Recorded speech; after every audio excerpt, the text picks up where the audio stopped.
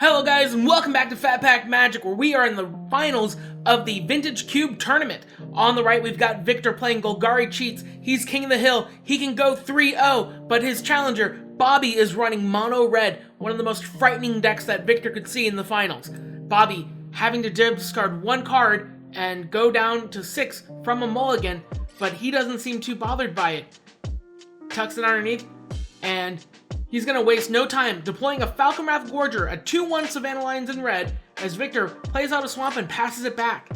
Bobby crashes in for 2 damage with the Gorger, bringing Victor down to 18. And what is his follow-up? It's Light Up the Stage, one of the most beautiful cards in red that's going to undo that mulligan, and as he plays a Plateau for his land for turn, and revealing a Goblin Rabble Master as well.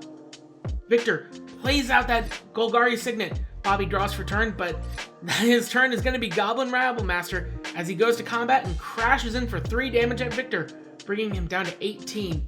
Victor is in desperate situations here, so he has to play out that Shaman of the Forgotten Ways and the Marsh Flats as well as his land for turn, and hope that Bobby's follow-up isn't as dangerous as his turn 3 was. Now, Bobby's got a few cards in hand and they're all pretty good, but one of the shining stars in there is Sulfuric Vortex, which is going to punish Victor for every turn that it takes for him to combo off. Bobby deciding on how he wants to deploy his land for turn, or how he wants to go to combat.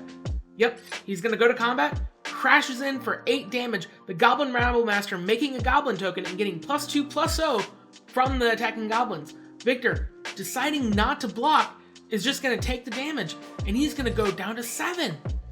This is not good for Victor, because Bobby plays out a land, plays out a Mox. Here comes Cardinal Dragon Lord, and here comes Sulfuric Vortex, just to put pressure, even more pressure on poor Victor.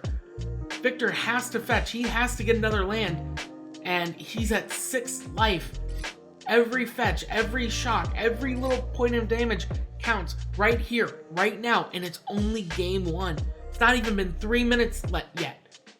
Victor fetches out a Badlands, and Bobby, cracking his knuckles, he's ready to win.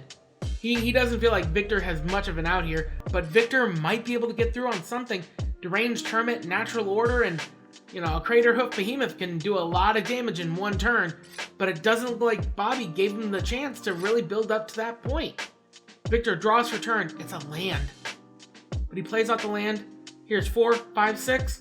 There's Inferno Titan, and it's going to deal 2 damage to the Rabble Master and 1 to the Gorger, but that's not enough. And Bobby is going to take game 1 in just under 3 minutes. Wow, that's insane. But we are going to take a quick break for our sponsors, and we'll be right back. Hey guys, I want to give a quick shout out here to Your Playmat. These guys offer fully customizable playmats, card sleeves, and foil playmats. Now, I wouldn't be talking to you guys about these mats unless I personally believed in them. So check this out.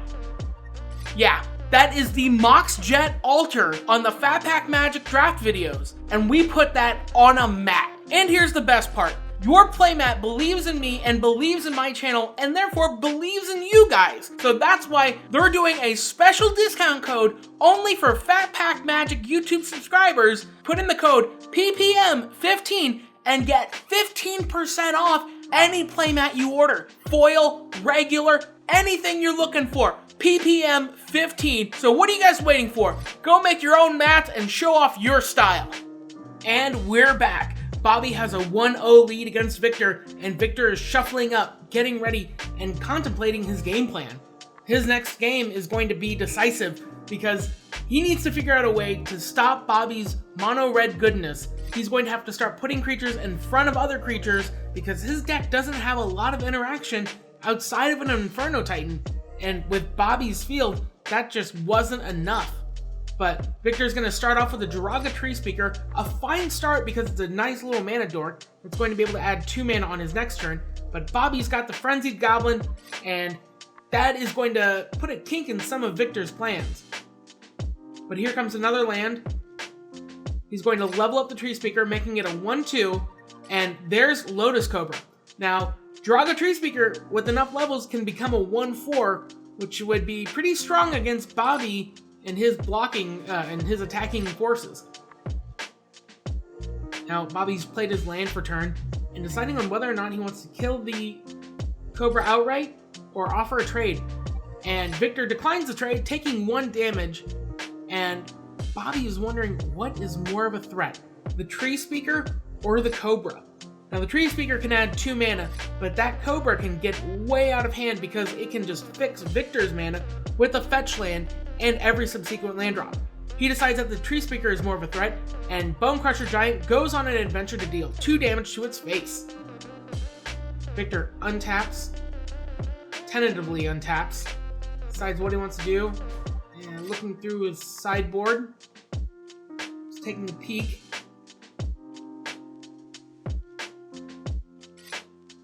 Just tapping and getting ready to untap, but here comes Lotus Cobra with the natural order, and he's gonna crack that and dig through his deck. Now he needs something.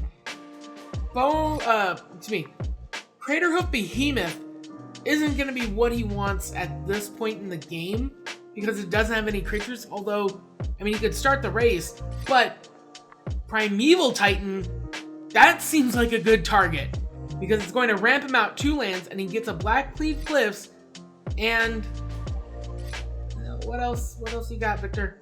I mean, Overgrown Tomb might be nice. Maybe the Badlands. Maybe a fetch land. It's quite unfortunate that Victor had to sacrifice the Lotus Cobra because Primeval Titan's ability to just grab out all these lands would have been an amazing ramp for Victor.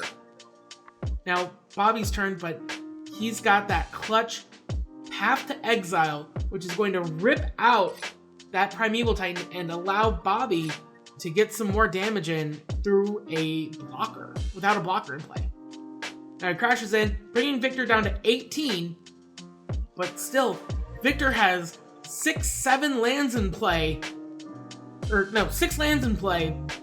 a possible 7th on his turn. So Victor has a lot of good gas to go here. Draws for turn.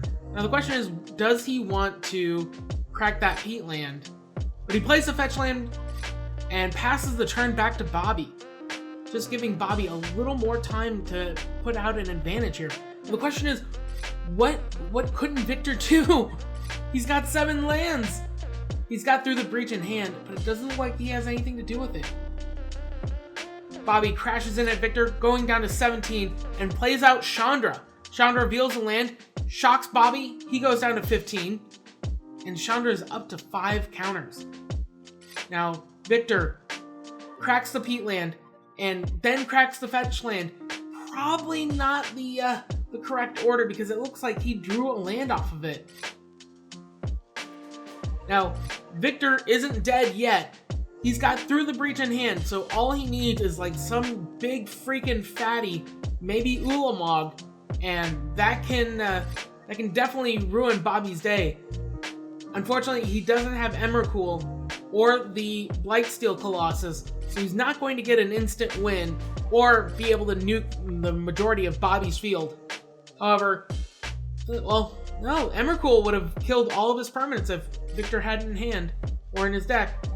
But Victor finds a Sylvan Caryatid, a little bit of ramp, but definitely a relevant hexproof and an 0-3 body, and that's going to allow him to start blocking. But Bobby has Sulfuric Vortex in hand and an uncontested Chandra. Victor needs a way to get through that Chandra because eventually she's going to just overwhelm him with damage. Bobby flips over a Bomat Courier with Chandra, and he's deciding on whether or not he wants to cast it. 2 damage at Victor, but he'll be able to draw cards with that Bomat Courier if he casts it, and he does, putting it onto the field. Now contemplating on whether or not he wants to play out that Bone Crusher Giant or the Rabble Master. Instead, he decides to untap, and it might just be Swingsy's time. Yep, he's going to crash in for 2. Victor takes 1, goes down to 13, and a card gets tucked underneath the Bomat Courier. Bobby deploys Sulfuric Vortex, the card that ended the game so quickly in the previous match. And he's gonna Chain Lightning Victor, or no, he's not gonna Chain Lightning Victor. Instead, Victor's just gonna take 2 on his upkeep, going down to 11. He doesn't have long, and that Frenzied Goblin is going to be able to start preventing blocks. Victor plays out the Shaman of the Forgotten Ways, and that seems to be his only play at the moment. And Chandra is looking at ultimate range in the next turn. Oh, and Bobby still has a Bone Crusher Giant. Bobby is going to reveal a Fire and Ice and decide on whether or not he wants to cast Fire and Ice or just deal 2 damage to Victor. And I don't know how this is really much of a choice here. I mean, it's 2 damage to Victor or 2 damage to that Shaman of the Forgotten Ways, but he can prevent the Shaman of the Forgotten Ways from blocking anyways, or maybe he wants to try and force a trade with the Shaman of the Forgotten Ways? I don't know. It seems like he's thinking way too long on whether or not he wants to deal 2 damage to Victor or deal 2 damage to Victor.